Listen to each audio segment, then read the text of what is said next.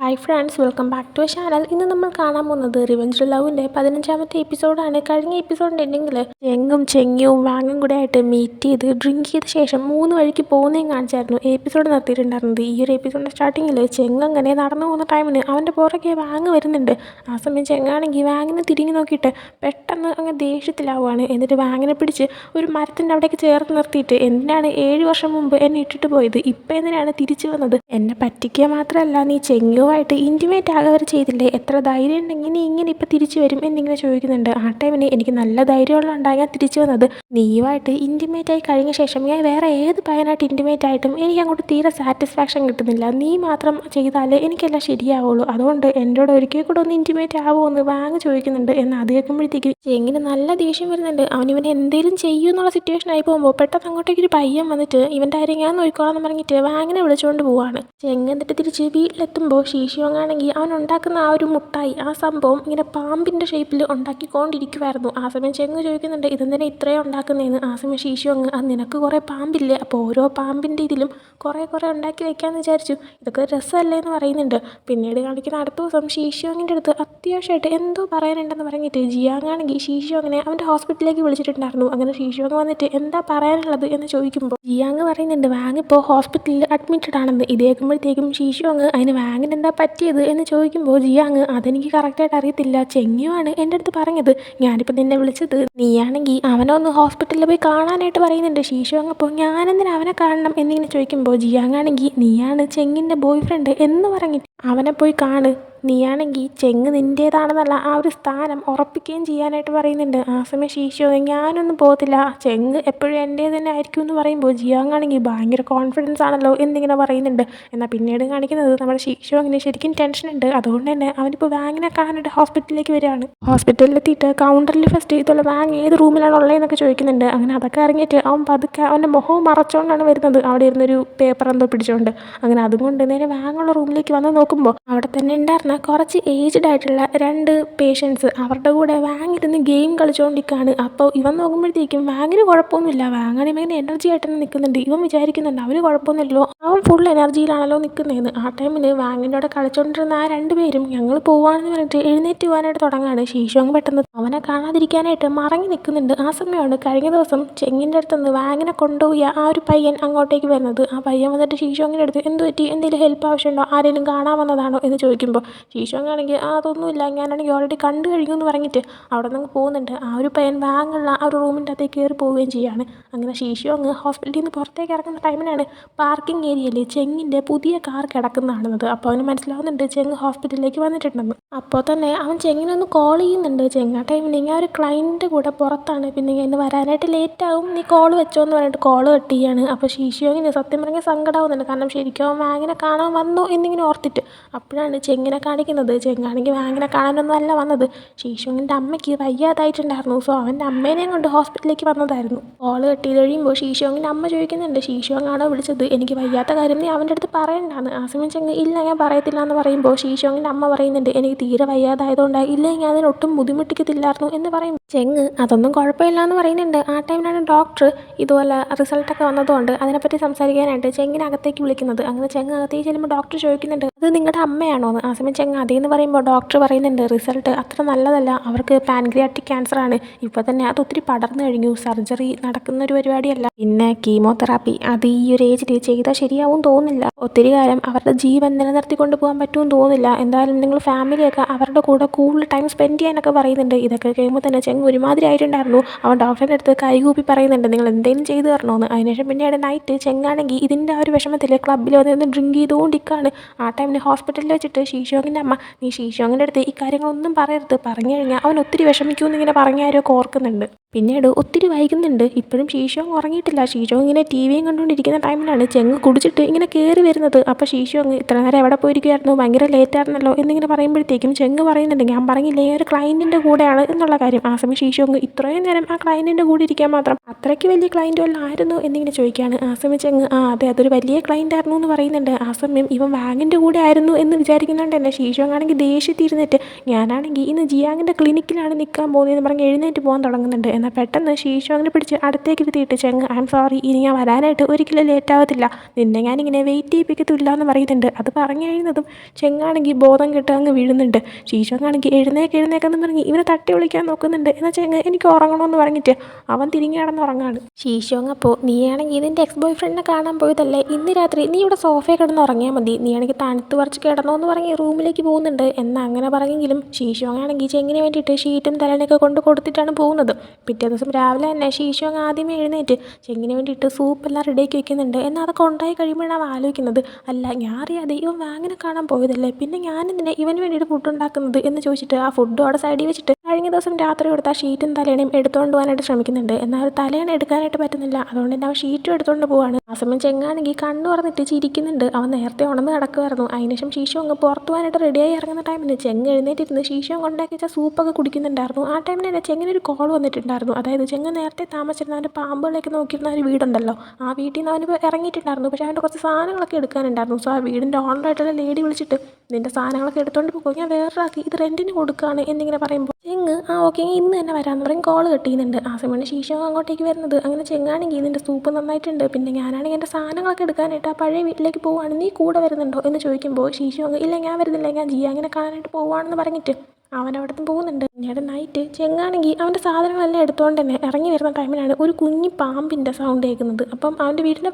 Front വശമാണ്, അവിടെ ഈ പാമ്പിൻ്റെ സൗണ്ട് ഇട്ടിട്ട് അവൻ ചെന്ന് നോക്കുമ്പോഴത്തേക്കും വാങ് അവിടെ കിടക്കുന്ന കാണാണ്. അങ്ങനെ വാങ്ങിൻ്റെ അടുത്ത് നീ എന്താ ഇവിടെ എന്നിങ്ങനെ ചോദിക്കുമ്പോൾ അത് പിന്നെ ഞാൻ എപ്പോഴും നിന്നെ മിസ് ചെയ്യുമ്പോൾ ഇവിടെ വന്നിരിക്കാറുണ്ട് എന്നിങ്ങനെ പറയാണ്. ആ സമയത്തേക്ക് വെറുതെ കളിക്കരുത്, നീ എവിടെ നിന്നാണോ വന്നത് അങ്ങോട്ടേക്ക് തന്നെ തിരിച്ചു പൊക്കോ, വെറുതെ എന്നെ ശല്യം ചെയ്യാൻ വരരുത് എന്ന് പറയുന്നുണ്ട്.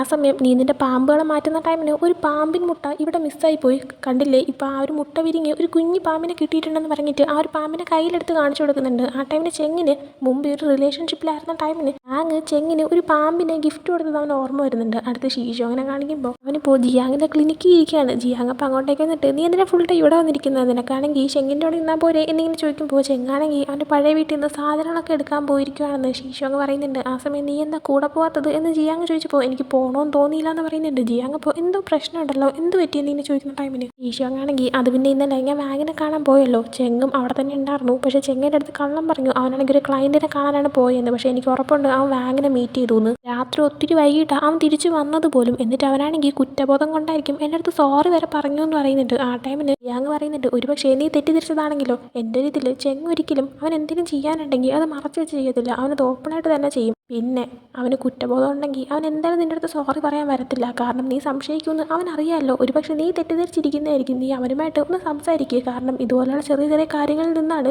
ഓരോ തെറ്റിദ്ധാരണകൾ ക്രിയേറ്റ് ആയിട്ട് ഉള്ള വിശ്വാസമെല്ലാം നഷ്ടപ്പെട്ടു പോകുന്നത്, വെറുതെ പ്രശ്നം ഉണ്ടാക്കാൻ നിൽക്കണ്ട. പിന്നെ അവനിപ്പോൾ പഴയ വീട്ടിൽ നിന്ന് സാധനങ്ങളൊക്കെ എടുക്കാൻ പോയിരിക്കുകയാണെന്ന് പറഞ്ഞില്ലേ, നീ സർപ്രൈസായിട്ട് അവനെ മീറ്റ് ചെയ്യാനായിട്ട് അങ്ങോട്ടേക്ക് പോ, അവർ തമ്മിൽ എന്തെങ്കിലും അഫെയർ ഉണ്ടെങ്കിൽ രണ്ടുപേരും ഒരുമിച്ച് എന്തെങ്കിലും പരിപാടിയിലായിരിക്കും എന്ന് പറയുന്നുണ്ട്. ഈശോങ് അപ്പോൾ ഞാൻ അവിടെ ചെല്ലുമ്പോൾ ശരിക്കും അവർ തമ്മിൽ എന്തെങ്കിലും നടക്കുവാണെങ്കിൽ ഞാൻ എന്ത് ചെയ്യും എന്ന് ചോദിക്കുമ്പോഴത്തേക്കും ജിയാങ് ആണെങ്കിൽ നിനക്ക് അവയില്ലാതെ ജീവിക്കാൻ പറ്റില്ല എന്നുള്ള രീതിയിലാണല്ലോ നീ സംസാരിക്കുന്നത്, അവൻ നിന്നെ ചീറ്റ് ചെയ്യുന്നുണ്ടെങ്കിൽ നീ ബ്രേക്കപ്പ് ചെയ്യണം അത്രേ ഉള്ളൂ എന്ന് പറയുന്നുണ്ട്. ഈശോങ് അപ്പോൾ എങ്കിൽ പിന്നെ ഓക്കെ എന്നിങ്ങനെ പറഞ്ഞിട്ട് നേരെ വണ്ടി എടുത്ത് അങ്ങോട്ടേക്ക് പോകുന്നുണ്ട്. ഇതേ സമയം ചെങ്ങാണെങ്കിൽ വാങ്ങിൻ്റെ അടുത്ത് ഞാൻ അറിഞ്ഞായിരുന്നു നീ ഇവിടെ തിരിച്ചെത്തിയിട്ട് 6 മാസത്തിൽ കൂടുതലായെന്ന്, എന്നിട്ട് ഇപ്പം എന്താ നീ എന്നെ പെട്ടെന്ന് കാണാൻ വന്നത് എന്ന് ചോദിക്കുമ്പോൾ വാങ്ങാണെങ്കിൽ ഞാൻ എപ്പോഴും ഈ സ്ഥലത്തേക്ക് നിന്നെ കാണാനായിട്ട് വരുമായിരുന്നു, എന്നാൽ നീ ഒരിക്കൽ പോലും ഇവിടെ ഉണ്ടായിരുന്നില്ല എന്ന് പറയുമ്പോൾ ചെങ്ങാണെങ്കിൽ ഞാൻ ഓൾറെഡി എൻ്റെ പാമ്പുകളെല്ലാം ഈ വീട്ടിൽ നിന്ന് മാറ്റിക്കഴിഞ്ഞു, പിന്നെ ഞാൻ എന്തിന് ഇനി ഇങ്ങോട്ടേക്ക് വരണം എന്ന് ചോദിക്കുന്നുണ്ട്. ആ സമയം വാങ്ങാണെങ്കിൽ പിന്നെ ഞാൻ വേറൊരു കാര്യം കൂടെ അറിഞ്ഞു, ഷീഷോങ്ങിനെ രക്ഷിക്കാനായിട്ട് ഞാൻ തന്ന പാമ്പിനെ നീ കൊന്നു കളഞ്ഞു, നീ എന്തിനാ അങ്ങനെ ചെയ്തത് എന്ന് ചോദിക്കുമ്പോൾ ചെങ്ങാണെങ്കിൽ നീ ചെയ്തു കൂട്ടിയ ഓരോ പരിപാടികൾക്കും നിൻ്റെ ആ പാമ്പുകൾ മരിക്കേണ്ടത് തന്നെയാണ് എന്നിങ്ങനെ പറയുന്നുണ്ട്. ആ ടൈമിന് വാങ്ങിൻ്റെ കൈയിരിക്കുന്ന കുഞ്ഞു പാമ്പ് അതിൻ്റെ നേർക്ക് അവൻ്റെ വിരൽ വെച്ച് കൊടുക്കുകയാണ് ആ പാമ്പിന് കടിക്കാൻ വേണ്ടിയിട്ട്, എന്നാൽ ഉടനെ തന്നെ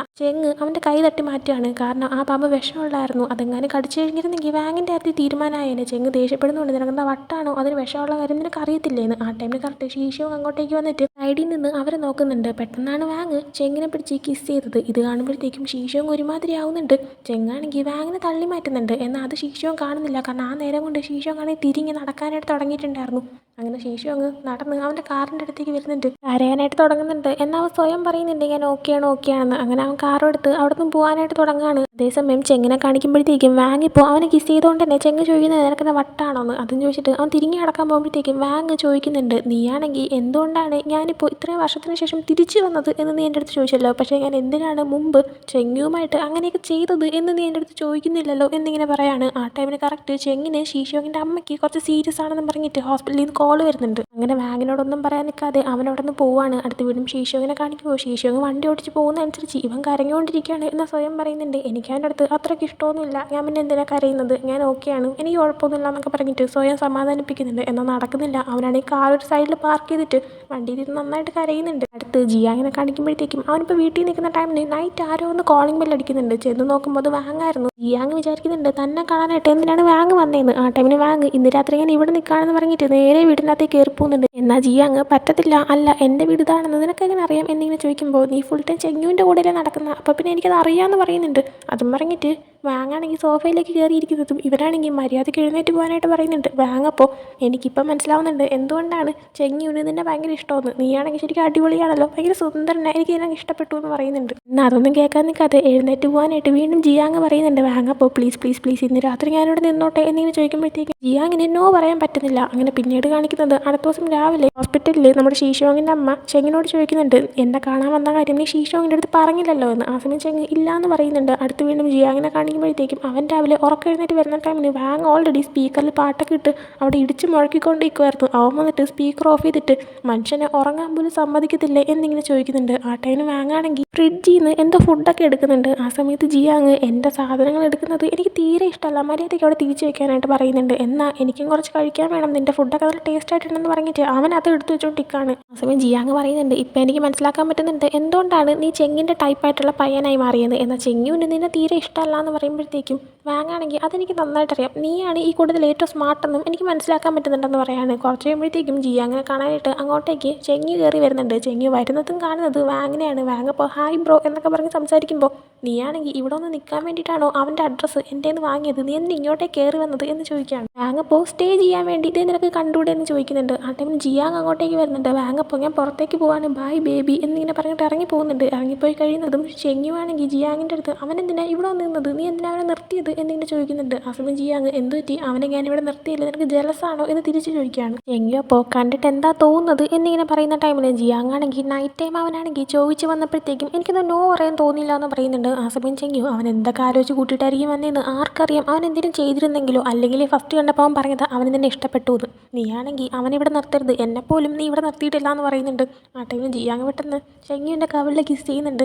ചെങ്ങിയുന് അതൊരു ഷോക്കായിരുന്നു. പക്ഷേ ചെങ്ങിയുന് ഭയങ്കര സന്തോഷമാവുന്നുണ്ട്. അവൻ അപ്പം തന്നെ ജിയാങ്ങിനെ പിടിച്ച് വെച്ചിട്ട് രണ്ടുപേരും കൂടെ കിസ് ചെയ്യുന്നുണ്ട്. കിസ് ചെയ്ത് കഴിയുമ്പോഴത്തേക്കും ചെങ്ങി പറയുന്നുണ്ട്, കുറച്ച് ദിവസത്തേക്ക് എനിക്കൊരു ബിസിനസ് ട്രിപ്പിന് പോകേണ്ട ആവശ്യമുണ്ട്, സത്യമായിട്ടും അത് വർക്കിൻ്റെ കാര്യം മാത്രമാണ്, വേറെ ഒന്നും അല്ല എന്ന് പറയുന്നുണ്ട്. ആ ടൈമിൽ ജിയാങ് ഓക്കെ എന്ന് പറയുന്നുണ്ട്. അതേപോലെ തന്നെ ചെങ്ങി വീണ്ടും പറയുന്നുണ്ട് വാങ്ങിനി ഇവിടെ നിൽക്കണമെന്ന് പറഞ്ഞ് വന്നു കഴിഞ്ഞാൽ അവനെ കയറ്റരുതെന്ന്. അതും ജിയാങ് ഓക്കെ എന്ന് പറയുന്നുണ്ട്. പിന്നീട് കാണിക്കുന്നത് ജിയാങ് ക്ലിനിക്കിൽ ഇരിക്കുന്ന ടൈമിന് ഷീഷോങ്ങിനെ അന്വേഷിച്ച് അങ്ങോട്ടേക്ക് ചെങ്ങ് വരുന്നതാണ്. ആ ടൈമിൽ ജിയാങ് അവ ഇന്നലെ രാത്രി തന്നെ നിന്നെ കാണാനായിട്ട് അങ്ങോട്ടേക്ക് വന്നല്ലോ എന്ന് പറയുന്നുണ്ട്. ആ സമയം ഷീഷോങ് കറക്റ്റ് ചെങ്ങിന് മെസ്സേജ് ഇട്ട് ഞാൻ ഓഫീസിലുണ്ട് അങ്ങോട്ടേക്ക് വരാൻ പറയുന്നുണ്ട്. ചെങ്ങ് അങ്ങോട്ടേക്ക് ചെന്നോണ്ടേ തന്നെ ഷീഷോങ്ങിൻ്റെ അടുത്ത് ഇന്നലെ രാത്രി നീ എവിടെയാണ് സ്റ്റേ ചെയ്തത്, നീ വീട്ടിലേക്ക് തിരിച്ചു വന്നില്ലേ എന്നിങ്ങനെ ചോദിക്കുന്നുണ്ട്. ആ സമയം ഷീഷോങ് ഞാൻ ഇന്നലെ അമ്മയോട് പോയി നിന്നു എന്ന് പറയുന്നുണ്ട്. എന്നാൽ ചെങ്ങിനറിയാം അത് സത്യമല്ലാന്ന്. കാരണം ഇന്നലെ ചെങ്ങ് ഷീഷോങ്ങിൻ്റെ അമ്മയുടെ കൂടെ ഹോസ്പിറ്റലിൽ ഉണ്ടായിരുന്നു. അതുകൊണ്ട് തന്നെ ചെങ്ങാണെങ്കിൽ ശരിക്കും നീ അവിടെ ആയിരുന്നു എന്നിങ്ങനെ ചോദിക്കുമ്പോൾ ഷീഷോങ് എന്ത് എനിക്ക് എൻ്റെ അമ്മയോട് നിൽക്കാൻ പറ്റില്ലേ, നീ ഇന്നലെ രാത്രി വരെ എവിടെ പോയിരിക്കുമായിരുന്നു എന്നിങ്ങനെ ചോദിക്കുമ്പോൾ ഞാനൊരു ക്ലയൻറ്റിനെ മീറ്റ് ചെയ്യാൻ പോയി എന്ന് അവൻ പറയുന്നുണ്ട്. കാരണം അങ്ങനെ മീറ്റ് ചെയ്ത കാര്യം അവന് തുറന്നു പറയാൻ പറ്റില്ല. ഷീഷോങ്ങിൻ്റെ അമ്മയ്ക്ക് വയ്യാന്നുള്ള കാര്യം ചെങ്ങിന് ഷീഷോങ്ങിനോട് തുറന്നു പറയാൻ പറ്റത്തില്ല. അതുകൊണ്ട് തന്നെയാണ് അവനിപ്പോൾ ഇങ്ങനെ ഒരു കള്ളം പറയുന്നത്. എന്നാൽ ഷീഷോങ് അവനും വാങ് കിസ് ചെയ്ത കാര്യം കണ്ടതുകൊണ്ട് തന്നെ തൻ്റെ അടുത്ത് പറ്റിക്കുകയാണ്, അവൻ വാങ്ങിൻ്റെ കൂടെ ആയിരുന്നു രാത്രി മൊത്തം എന്ന് കരുതിയിട്ട് ഷീഷോങ് ഓ ശരിക്കും അങ്ങനെ ആയിരുന്നു എന്നിങ്ങനെ ചോദിക്കുന്നുണ്ട്. ആ ടൈമിന് നീ ഇന്നലെ രാത്രി എന്തെങ്കിലും കണ്ടോ എന്ന്